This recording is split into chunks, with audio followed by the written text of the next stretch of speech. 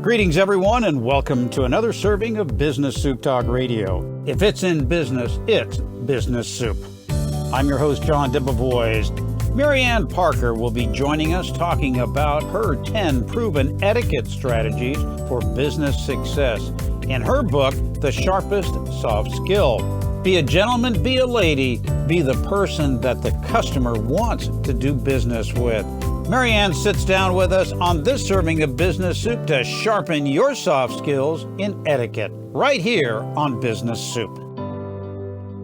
Maryanne, welcome to this serving of Business Soup. Thank you so much for having me. Maryanne, you are a Southern California girl, and you have written a book about one of my favorite pet peeves, and that's all about etiquette.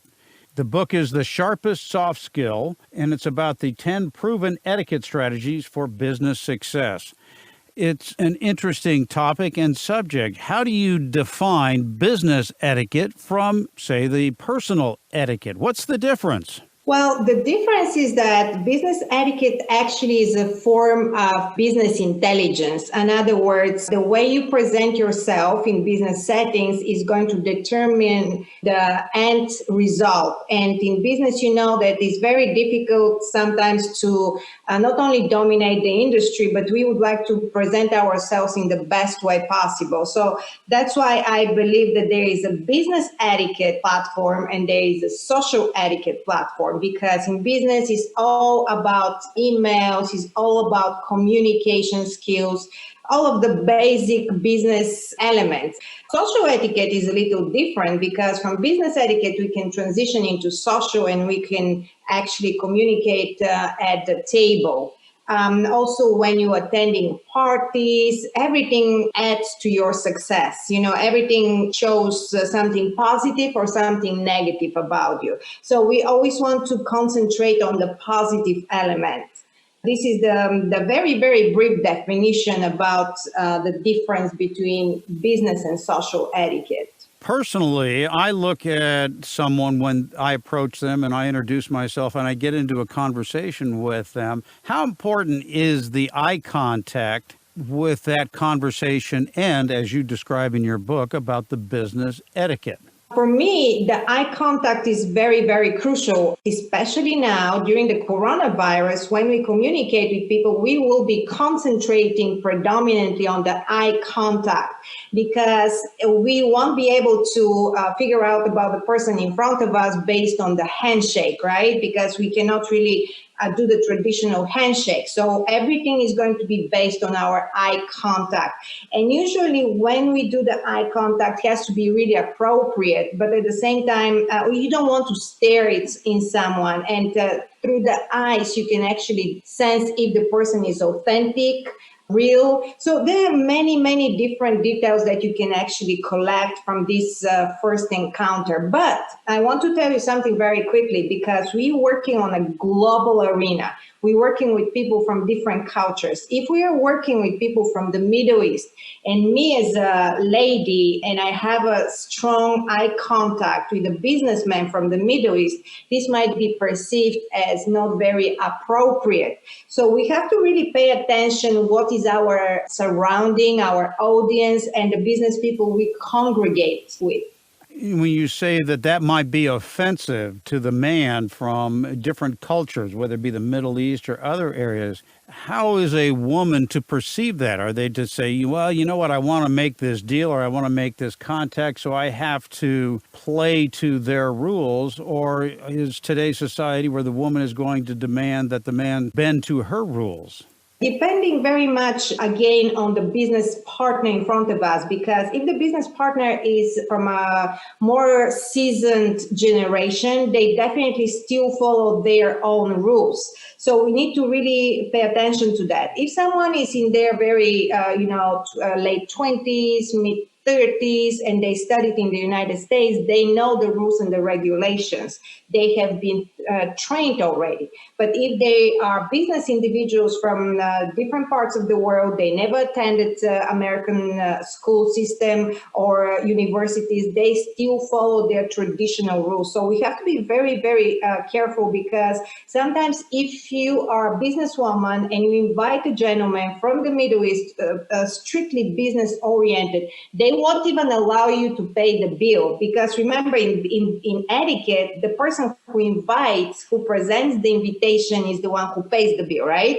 So if I invite someone, a very successful businessman from the Middle East, he won't let me pay. And this is going to be a little discomfort. So everything is based on social communications, even if it's business etiquette or business communication. It's how we present ourselves matters drastically. So the best way to present yourself, if you are dealing in an international basis or an international clientele, is understand how they do business in their culture. If you're going to do business with them and you are selling them something, it is best to sell to the way that they want to be sold.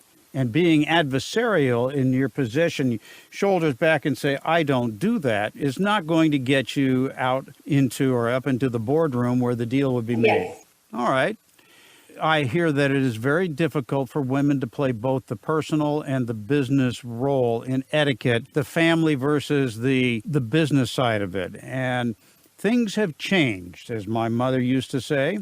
What are the skill sets? There's hard and soft, as you talk about in your book. What's the difference, and how do you work the hard skills versus the soft skills? Well, I've noticed, because as a background, I'm an accountant. I have education from a university. I worked in the corporate world, and I've noticed that every time throughout my career, when I was applying for a job, we are all with the same background credentials, right? But people will choose you based on your social skills, based on your soft skills, the way you communicate, the way you present yourself, the way you introduce yourself, if you will. Everything, the thank you notes, the phone call, the gratefulness, actually everything pays along. So for many people, I can suggest and recommend that the social skills are very, very crucial. But of course, without the hard skills, you cannot really introduce the soft skills. Because if you just rely only on the soft skills, you can never get a job, because eventually they will figure out that you are lacking your hard skills. So everything is a combination. So you have to be able to, as you just mentioned, you have to combine the two skills. Absolutely. In this show, being a small business show, someone comes into my place of business as a business owner, man or woman, what should I be looking for in their presentation that would demonstrate to me, just from first impressions, and first impressions are everything, that they possess the skills of being either a gentleman or a lady? We can get into those descriptions later, too. What is going to separate them in their presentation that I would want to hire them just on that? Probably many people are assuming that is going to be the way people dress. You need to dress in a particular way to be perceived appropriately and to be perceived as a business person, but still depends very much where you are at. Because in Southern California, we are dressing with more brighter colors. We are more relaxed. So those elements pay along the way as well. But if I'm in Europe, I have to dress all the time, extremely immaculately professional, because this is how the rules and the regulations in their perceptions are. So in the United States, it's a little different. At the same time, I have to pay attention, and I do, about not only the skills as hard skills, but I have to see if the person is confident, and how confident, because you can be very confident, but you can be a little arrogant. So those details are very, very crucial. If they present their hand for a handshake, now during COVID, we don't shake hands, right? So That's right. there will be other elements. Also, the personal space, how close they are to us. If they're very close, this is very inappropriate. This is our bubble. The regular actually distance between me and the person next to me should be, back in the day, we're talking about 5 months ago, was 1 arm length, but today is 6 feet. So those are really different requirements right now. So if someone is very close to me, I feel very uncomfortable. Is my bubble, is my zone, and has been always the case.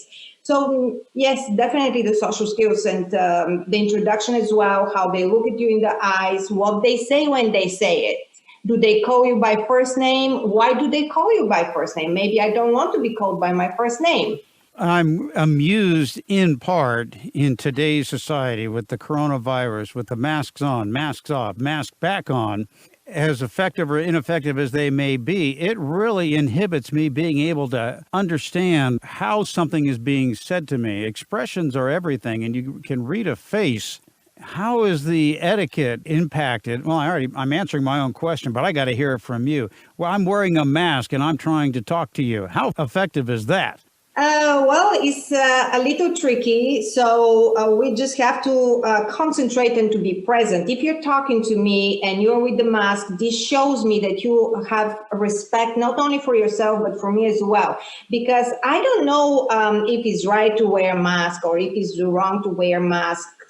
We are not going to concentrate on that. But because you're wearing a mask, you might be sick and you want to try to protect me. So I just have to pay attention and to be present. Because remember, many people are not present during the conversation. They are thinking here, or they're thinking what they're going to have for lunch, or in general, what the conversation can benefit them. So if I'm concentrating on your question, and if I cannot hear you, I'll just say, I'm sorry, do you mind to repeat yourself, because I couldn't hear you.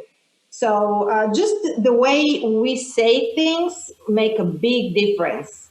Presentation is everything. It's not what you say oftentimes, it's how you say it. Yes, very true. We're talking with Maryanne Parker. She has written the book, The Sharpest Soft Skills, the proven etiquette, 10 steps to the strategies for business success. And if you'd like to get a copy, we will connect you through the website at BizSoup, where business comes for business. You'll find the transcripts and this podcast, as well as others, right there on BizSoup, and we'll give you the connections there.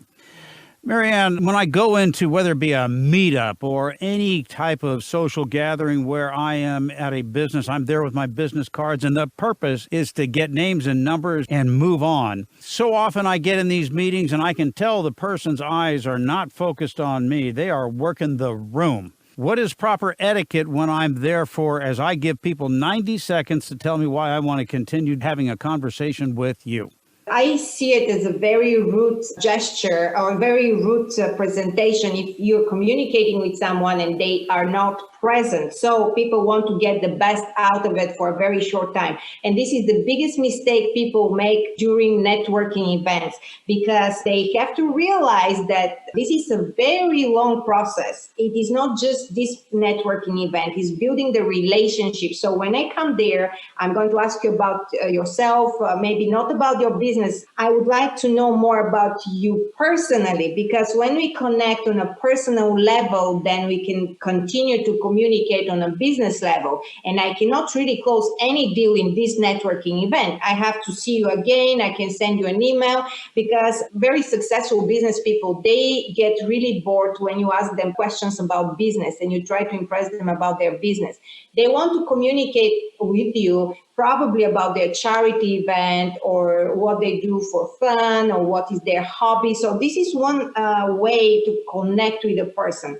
I think that me asking you about probably being a cowboy and tell me more about your other ventures is going to be much more appreciated by you, because this is what you like to do. So if I go there and I say, I actually want to be on the radio show, I don't think that is going to go very well. Well, that will melt my heart. If you want to talk about my horses or cattle, you have my undivided attention. Thank you. And even if I don't know, because I don't know much about it, you can probably explain to me. And next time we can continue the conversation about the horses. That's right. Well, in today's society, do women today accept the title of being a lady, or do they consider that to be demeaning to them? Is it a compliment these days to be a lady? Because every lady is a woman, but I've found that not every woman is a lady. So unfortunately, many women, everything became very different because women are into business. They have so many ventures. They're very, very busy with their children, but predominantly in their business field. So many women feel that this is a degrading role for them, that they're perceived only as the mother of the family or the person who cooks, clean, and all those details. But I personally prefer to be the lady. I'm still a business person and I'm still a businesswoman, but I like the detail about being a lady because it's just very personal as well. I think that is more difficult for the gentlemen and for the men in business in general because they don't know how to dress a woman as such. Some women feel degraded and it's not appropriately and professionally addressed, and some women like it. So we just have to explore a little bit more about that. Well, I personally have on many occasions either been thanked or complimented for a simple gesture of being a gentleman, and then I've been eviscerated by others for just simply opening a door. And I smile and tell them to have a good day. My mother taught me to always be a gentleman, and if you can't say something nice, don't say it at all. Well, that's been real tough on my part, but I keep thinking about what would my mother do? Probably kick my butt if I said that. Yes, sometimes you have to react. I know. So in your book, you talk about some of the things that are very important. Today in this society, we are on a Zoom call. And though this is an audio, we are going to video, folks, but not today. But as far as all of this communication that is being done, not in person and somewhat impersonal over the internet through Zoom and other forms of media, what are some of the most important etiquette procedures to be done in this COVID environment? What can I do first and foremost, and what are the top things that I should be doing to make sure that people understand that I am professional, I'm a gentleman, and that I have etiquette, period? Well, the most important thing in Zoom business meetings or any kind of meetings is your punctuality. If you're punctual, especially in the United States, this is very, very crucial. If you come on time every single time, this is part of your reputation. And I want to, I know that you know that, but maybe for everyone who listens, in the American society, and this comes from back in the day, the time of the land grabbing and the gold rush. The first come, first serve was the mentality, because if I don't come on time, someone else will take the gold that belongs to me. So people were very accustomed to that. Of course, many people don't really know about this story because we just go along with our day and we are, I think that I am going to be late again. So when someone tells you that they have been late every single time, I think that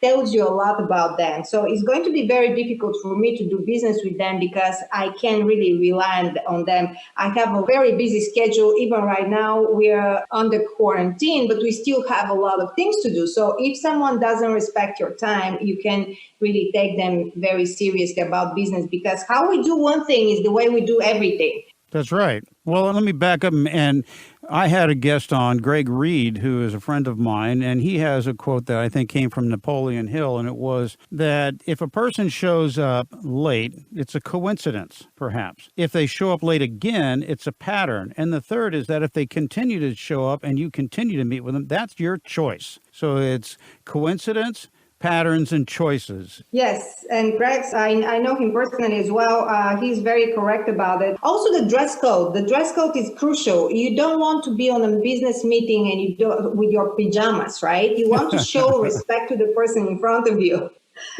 You want to be dressed and you want to maybe not with your best suit or best dress, but you want to look decent, because also not only for the people in front of you, is for yourself. I've noticed that if I don't dress for a business meeting, my mindset actually switches. I'm thinking about something else, or I might be thinking about reading a book. You become more relaxed. So the way how you train your brain to perceive things based on your attire, punctuality, all those little details become your pattern. There is a lot of activity going on with celebrity endorsements, influencers, and a company sponsors them. You have a spokesperson for them, and then suddenly they do something really stupid, and it reflects on you, and it creates a conflict within the business environment. What's the best way to handle that other than to take them up behind the building? You mean when you work with someone and actually your reputation can be jeopardized because of their behavior? Yes, regardless whether they're a celebrity or they've done something stupid that reflects on the business or your business. Yes. Well, first of all, no one is perfect. We have to realize that because if we entertain the idea that we are all perfect and this is the only individual who made a mistake, then we are not ethical to begin with. But if it is a very, very serious mistake, then we have to actually communicate with the person and to see how to fix the damage. Because in many situations, I have to tell you that the damage actually can be very beneficial for the business. You get a lot of attention. So I personally don't think that we should be, it's not what happens to us, but it is how we handle it. So we need to make sure that we handle it in an appropriate way, because especially if we don't know the entire story, there are always different sides of the story. Also, how we handle it tells a lot about us. This is part of the conflict resolution.